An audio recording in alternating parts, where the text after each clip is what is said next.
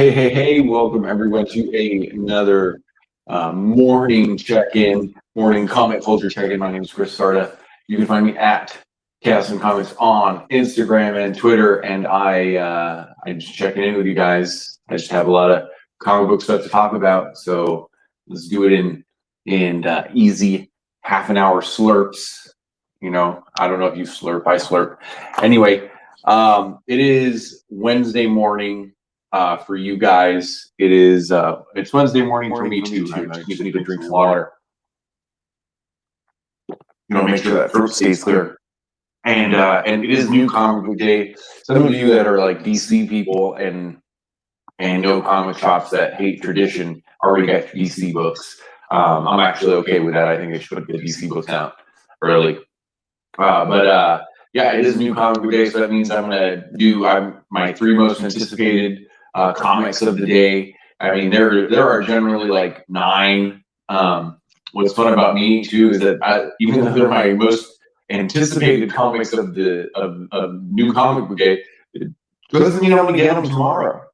What it often means is that I pre-ordered them, and they'll come like in 3 or 4 weeks or something like that. So I guess I'm not anticipating them that much, or I'm going to let the anticipation build to be even more excited. No big news today, or at least none that I really wanted to cover. The only cool thing I saw a few news outlets doing were showing the Marvel homage covers that they're releasing, and because most of January, Marvel's announced most or all of January solicits, so there is a whole homage cover thing. So we'll take a look at that. And I did get a pre-order come in. I did get something from Gmart come in, and I would like to take a look at that too. And then Scott Snyder goodness is coming up too. I did read his new book that's on Comixology. It's called like We Are Demons. I can't believe I forgot the actual name of the book, even though I read it. And then we'll talk a little bit about that and his big moves in the world of independent comics, even more independent than most. So let's just start out with, let's just get it over with, since you guys are probably on your way to the comic store right now. My top 3 most anticipated books, and I think I did go into the weeds a little bit here, and that's okay. With the exception of one, but even that one's a little in the weeds. So, in no particular order, the first most anticipated book is Everfrost #4. This is by Ryan K. Lindsay, and an artist that he worked with on another Black Mask book, Sammy Cavella. And Everfrost has been really good. It's a really dense book, especially the first issue. It's something that I would say should be read probably a couple times. After this one comes out, I will go ahead and sit down and read through the whole story again. And what's interesting about it is dense, but it seems to have come together for me a little bit. I was a little bit confused after the first issue, and then reading these issues. Okay, there's this action thing that's going around it. His book, his other book on Black Mask that slips my mind right now. Was also some big ideas, wrapped around a like simple journey or quest for the main character, and that's sort of what happens here. And I can't wait to read this issue, and I think this is the end of it. And then also go ahead and give it a full read. I actually got the Eternal. I thought I had read the Eternal. I thought it was a series, and it's not. It's just a one shot, which theoretically I should have here, but I don't know what I did with it. Where are you? That should have been one of the books I showed, so I guess I will show it. But I haven't, so I ordered that. So Ryan K. Lindsay is a person that I didn't realize I liked so much. I mentioned on Instagram that no, I don't watch a lot of creator videos. In fact, I ever since COVID started, it's not really my thing. Occasionally I watch it because the person's my friend, or I actually do like the creator or something. But I did see Ryan K. Lindsay on Whack, and probably watching it for that reason. They were interviewing someone I hadn't seen them interview anyone before. And then I realized how much I like Ryan K. Lindsay. I didn't put it together, you know, and so that helped. And I've been reading more of him and keeping an eye on him and whatnot. So we're gonna get into that tomorrow. Actually, I can't remember if that was pre-ordered, so I may be grabbing that off the shelf. I do have one store that would probably have that off the shelf, but I have to be careful because like this book, this is terrible, by the way. This book I picked up twice, and then on Monday I showed you this book that I bought at, like, you know, at Torpedo, which is, I mean, a lot of you guys know Torpedo. It's the more popular, at least worldwide, more popular comic store in from Vegas. Maximum Comics, my computer started to say. So, you know, I said, oh, I bought this book, Nobody's Child, and then I got my pre-order just and I bought it. I'm that smart. So I gotta be careful. I gotta go and look and make sure that Everfrost is on pre-orders. If not, I can go find it because I'm excited to read it. The next book I'm excited for is a new Dan Watters book. And this one is Arkham City, The Order of the World. And I'm not gonna read the hullabaloo here, the solicit, but Dan Watters and artist Danny, which I can't recall anything from Danny right now for whatever reason.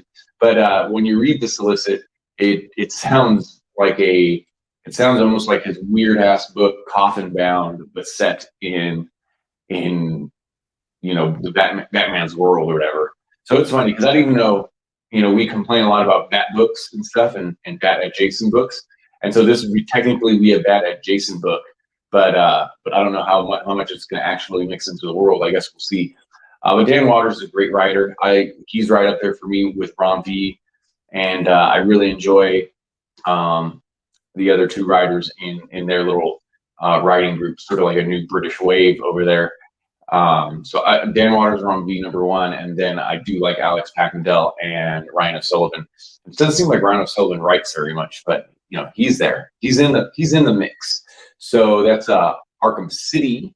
What's funny is I hadn't read Grant Morrison's Arkham Asylum book or Arkham book or whatever. So I recently, maybe a month or two ago, I went ahead and bought that, and so I might have a lot of Arkham in my life coming up. So, and then the third one I'm most anticipating, and there was a few of it, few books that could have showed up here. Rick Remender has a new book coming out. There's a new Eternals one shot. So anything by Kieran Gillen, you guys know I jump on. And there was a couple other things. Nice House on the Lake, which I really enjoyed. That could have hopped on here, but I still went with Star Wars, The High Republic #9. And this is by a new writer, or at least if was the writer in, I guess we're on #7 as far as, #8, and I don't remember him. He might have been because it started a new arc, right? So this implies, the solicit implies that it's a new story. But Daniel Jose Older, so good for him, and Harvey Tolobao, that's the cover artist. I'm sorry, Tony Bruno. It was a different artist for the last issue too, and it was a different artist, but it felt the same style. Like it felt like a good movie. It wasn't a ginormous change or anything like that. So I'm excited. I've loved Star Wars Adventures. I almost didn't pick it up because they were the IDW stories. They were non-canon. They're for kids, right? But when High Republic came out, I was like, oh, I'm going to try to read everything, including the novels. I've read one of like this 5 that are out, so we'll see if that happens. And so I picked up Adventures too, and it's been great. I mean, the only problem with High Republic in general is that I'm introduced to so many new characters, you know, unless they're a specific race of character from a specific world, and they're hard to remember who is who, right? So Star Wars Adventures, and this is ending. Marvel is taking back the license. Hopefully they continue the kids strand, even though I wasn't reading it. I did pick up Vader's Castle #2. I'm looking for one. But you know, I think that's the best way to stay open, you know, especially with a property that big. You know, Batman seems to keep getting darker. You know, Batman Reptilian, this Arkham book and stuff like that. Really what they need is more Batman Scooby-Doo, right? So I think I would be happy if they continue, and especially if the stories were good, because I probably liked, they were close, but I probably liked Star Wars Adventures High Republic better than the Marvel one. I got some water in my face. And but they were close, you know, and they were both a lot of fun. So those are my top three my top three most anticipated books of the Wednesday that is what 10/6. So there you guys go. Let's pop over to that comic haul and just see what I got here. So right off the bat, there's a 25th and Rorschach. Now this is a variant. I jump back and forth. Sometimes I want variants, sometimes I don't. Sometimes I order variant. You know, to get something for $2.60 or whatever, this would have been a little bit more. And then I buy a cover off the shelf so I can read it right away. This is one I wanted to read right away. I don't want to get behind on it. So Rorschach, you know, some people thought it was boring. I get it. I mean, and there was a point in the middle where I was actually bored. You know, it could have been maybe a little bit shorter, I guess, an issue or two shorter. But this book was great. Really, number 11 is where it ended. So I do have this. I guess I'll look. This is also the kind of book I might see all of it and stuff. I guess I'll look for some of the variants I didn't get. 25th, this writer actually sent me this book in a PDF, and I didn't get to read it. So but I was excited to check it out. It looked good at first, and I didn't get number 1. I think Cole from the Comic Burrito was a big fan of this book. So as am I, and this is by Kat Bauman, and that's not the Kat Bauman. We'll find out. Anyway, you know, art looks okay, at least standard for what I'm used to seeing from Source Coin and whatnot. But if the story is really good and really interesting, then I'm very excited to read this. And it looks like it's going to be a quick read because everyone's just kicking each other's ass. And it's called 25th, and who knows? It looks like Fight Club meets Love and Rockets. I don't know. Anyway, 25th. Put you over here.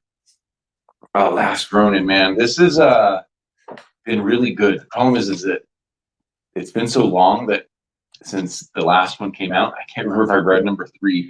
So now I got to go do the thing where I got to find number 3 and make sure that I read it and then jump in on this. And hopefully I don't lose it by that time. But this has been surprisingly good. Like Last Ronin was genuinely a great story. I know that Eastman and Laird were involved in it, but yeah, so story, Kevin Eastman, Peter Laird, and Tom Waltz, and script by Tom Waltz and Kevin Eastman. So just really enjoyable. And, you know, I've never been pro Turtles or anti Turtles. I've just never jumped into them. It's just not something I got knee deep in. And when Last Ronin came out, there was all the hype behind number 1 and, you know, who the Last Ronin was and whatnot. That was fun. But I'm not a Turtle fan, right? Not something that would necessarily grab me, but, you know, I grabbed it because it was a Turtles number 1. It might be fun to read. I just always wanted to sort of do it, like read some Turtles, you know, especially that IDW series. And starting with Last Ronin was a lot of fun. It was awesome. I already did Nobody's Child, right? So we talked about it yesterday. Let's just do a whole, that's terrible. That's terrifying. Let's just do a whole 30 minutes flipping through these pages that I've never read. So this is Onslaught Revelation. I didn't do it this week in X-Men, and I'll probably pick up tomorrow's X-Men books and then read them and then mix them here. But this is a pretty generic, to be honest, variant cover, but I got it anyway. So Cold Dead War, I think I might be missing one of these. This is from Heavy Metal. A lot of people are angry at Heavy Metal, particularly our friends from Two Brothers Comics, but I like the concept, and yeah, they're probably shitty at business, to be honest, but you know, I work for shitty businesses, so I know how it goes. But yeah, I love this stuff. You know, we've talked about it already. In fact, last time when we talked about Black Beacon from Ryan K. Lindsay, which I talked about for Everfrost a couple seconds ago, this looked cool. So the ones that I have look cool. I haven't started it. Nice little spread there, little action spread there. So very Heavy Metal-ish, and I love that they're doing the mini books too. That is another variant for X-Corp. That was a good enough series, I thought. So Ma from Boom Books. You know, I heard, I didn't hear anyone like explode over this. I can tell you that the art doesn't grab me very much. I guess the color palette's good, like it's the way it's supposed to be, but I mean, I wouldn't want it vibrant, but I guess one of the things just flipping through that makes it look a little bit dull is that it's not, right? So, but you know, I like when like the flowers sort of bring out like the soft coloring and stuff like that. So anyway, I'll read Ma. The art actually looks better over here when they're drawing something darker. So I'm not even sure if this is horror or what it's supposed to be. I have no idea on this. There is this is a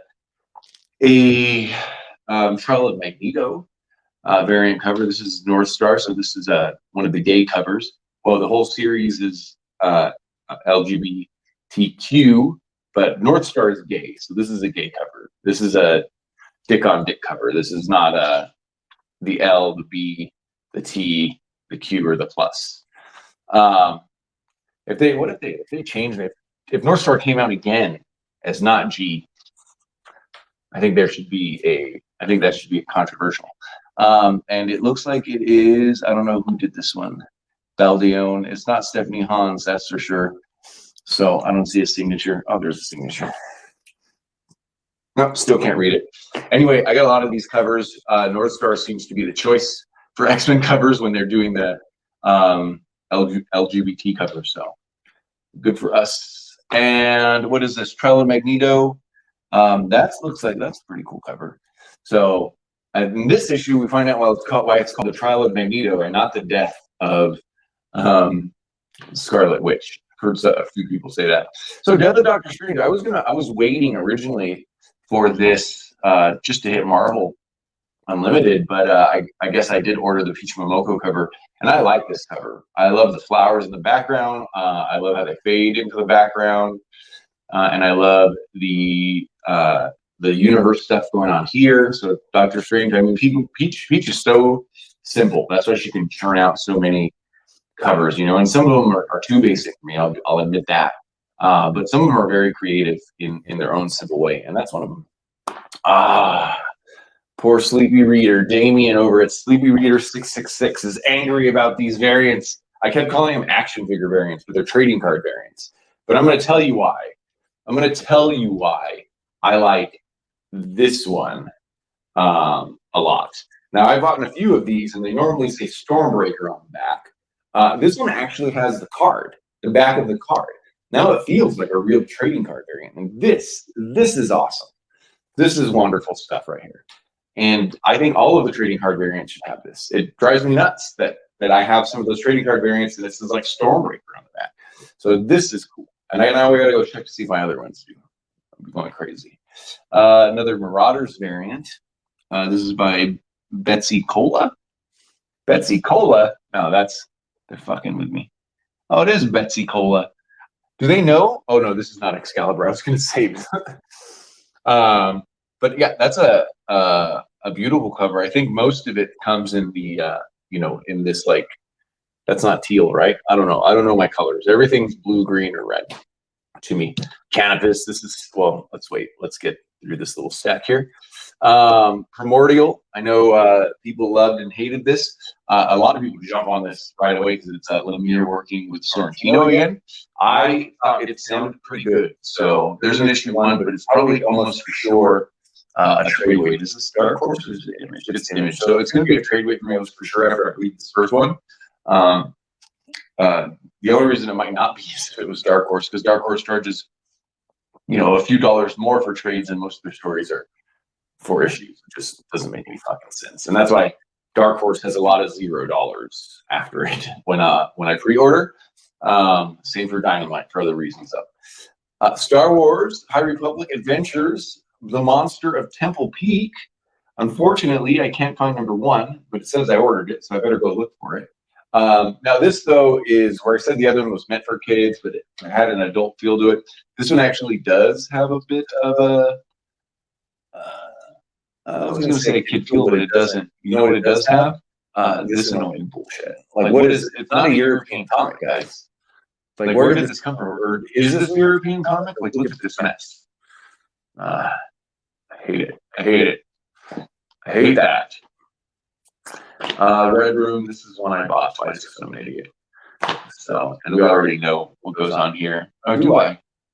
I may not have read number 4, so that looks like I didn't. So, hey, this was on the to-read pile along with Doctor Strange right away. So, these are good. One of the best parts of this is all the fan art that people send in. They publish it in the back. So some of this stuff is just crazy good, and it shows how many good artists are out there that can probably do great covers but can't do interiors. Some stuff's basic, but it's cool that you get it into your the book. The book you're a fan of in the back, it's a big deal. Superman the Authority, I think I read number 1, I haven't read number 2, so here's number 3. I know some of you guys are way further into that. And then Canvas, this is one of those books, I think it's from Source One, right? Scout, I mean.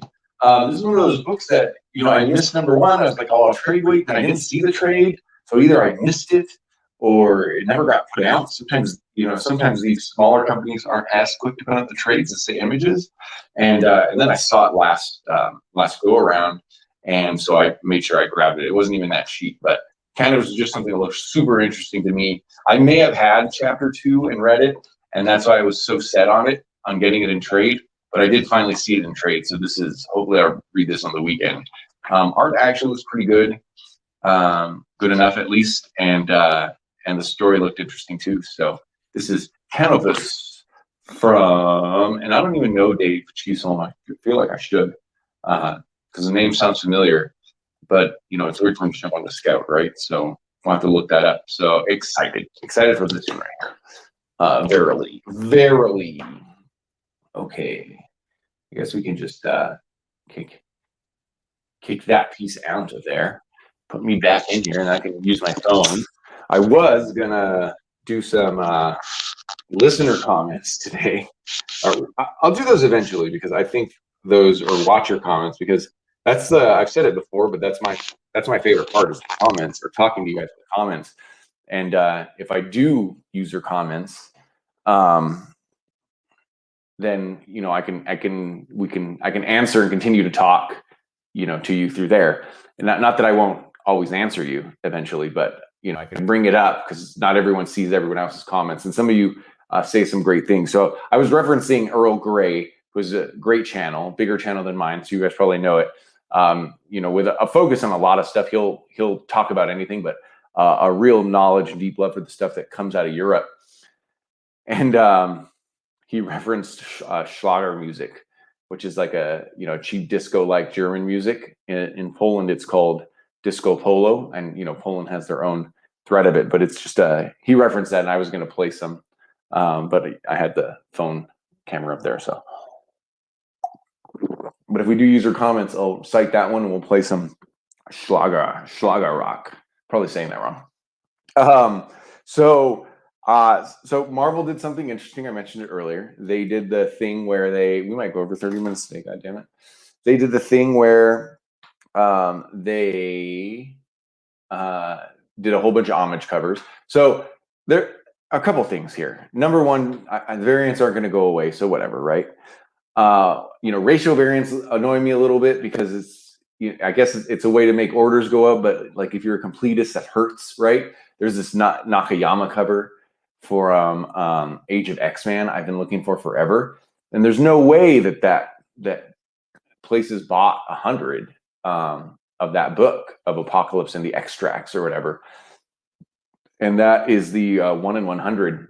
And when it shows up, it's way too expensive, and so I mean, what I'm getting to is that variants exist, and the ratios might annoy me, but it's good to have fun with them, right? One of the things that also annoy me is when the homages are ratios, right? And I guess it's just a way it just grabs us because we're so familiar with some of these covers that an homage cover sort of grabs our attention. But in January, Marvel's putting out a bunch of homage covers that, as far as I can tell, are not ratio covers, but they're homaging a lot of their own classic covers. And I just wanted to take a look and compare some of them. There are 10 of them. We'll go through these pretty quick. I was going to do a Scott Snyder thing, but I'll probably do a separate video for that, just so we can end around the 30 minutes. So the first one is, and I actually I might, you might unsub me. I actually like the homage cover better than the original, and you're gonna hate me. Here's the original, classic. Here's the homage. That's the Peach Momoko homage to Amazing Fantasy 15. Actually, this is not the original. This is, you see that $3.99 in the upper left. This is the facsimile. And you heard it here first, folks. This is the first homage of a facsimile ever. Never have we ever homaged a facsimile. Peach Momoko is homaging a facsimile. That's just a joke, but I really like this Peach Momoko look. I like the feel. I mean, this would not be this cover or important if we didn't have this cover, of course, right? But it just feels like future Japan, like Akira Japan here. I like the choice of that huge sky on the top. So that is Peach Momoko, Amazing Spider-Man 85, and of course it's homaging. It's an homage of Amazing Fantasy 15, which, if you didn't know, is the first appearance of this criminal in the green in the bottom left. Homage number 2 is for Venom 4, and this is drawn by David Yardene. And oh yeah, no matter what, this is gonna be homaged. There's just no, there's no world where Amazing, well, actually, it's Amazing Spider-Man 300. I chose to say this was an homage of Amazing Spider-Man 301. Right? Because 300 has all the 300s behind it, right? And when Spawn homaged Amazing Spider-Man 300, there were his 300th issue. There are 300s around it. And then sometimes issue number 100 will be homaged. It'll say 100s all around it. But this one is the blank one. And so therefore, I said this one homages 301. And 301's not homaged that often, even though it's the exact same fucking Spider-Man in the middle, and just the background's a bunch of bullshit. So that's David Yardene. So the 10 Lives of Wolverine number 1, which I haven't read the solicits for, but I think is awesome because the 10 Lives reference House of X and powers of 10. So this is the 10 Lives of Wolverine.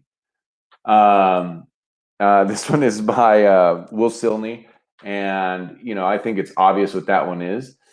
And here's this, and here's that version. So yeah, this is actually a great example of, because Peach is a little bit specific, right? And that's a hard black cover or whatever, right? This is a good example of the difference between today and yesterday. Now, the digital coloring, yeah, I get it, right? But absent the digital coloring, just the presentation is different. And I can't even tell you which one I like better. Obviously, people are going to want to go to this one, but this looks like a cereal box to me. The gradient, if you do it right, just makes the picture look real, that background, and this looks like, Hulkios or something. And then Wolverine obviously looks completely silly, even though that's the way he originally looked. Not saying this one's better though, because, when digital coloring is super obvious, I'm not super into it. Also, Wolverine looks like a fucking douche in this one too. So, it is what it is. Let me play with my settings here for a second. But yeah, this is a classic one, of course, and it looks like you can put cereal out of it. This is why this is why the Savage sort of Conans that are old, that were in that magazine form, I like a little bit more. I haven't read enough to feel if they're more adult. But then a lot of those color Conans are that same, bright color, doesn't look dangerous or scary at all. It looks like lamer than He-Man. And it doesn't pull me out. I eventually can deal with it. You know what I mean? I know I'm only reading an older comic, but whatever. Next one is from Amazing Spider-Man 86, and this is from Mike. This is Mike McCone, and he is homaging Amazing Spider-Man 362, which is not the first appearance of Carnage, but I guess that one gets homaged a decent amount too. So they're homaging it here. What's sad though is that it's never like a hand drawn. Man, Venom looks like a piece of shit in both of these, doesn't he? Oops. Look, Venom looks shitty. Venom looks shitty. Venom looks shitty. Venom looks shitty. It looks a lot worse here. It looks like a Wile E. Coyote anchor hit his head, like just landed on his head, which I mean, he could survive now, right? Carnage looks okay. I'm not hating on Carnage. So that was Mike McKone. Sorry, Mike McKone. Your Venom looks like something fell on his head. Philip Tan, or no, Kreese Lee on Thor 121. And that, of course, is an homage of the very famous Journey into Mystery 83. This is more cereal box stuff, but I got to go with the cereal box this time. Got to go with the cereal box this time. Not that this looks terrible or anything like that, but got to go with the cereal box this time. You know, even though that's another He-Man situation.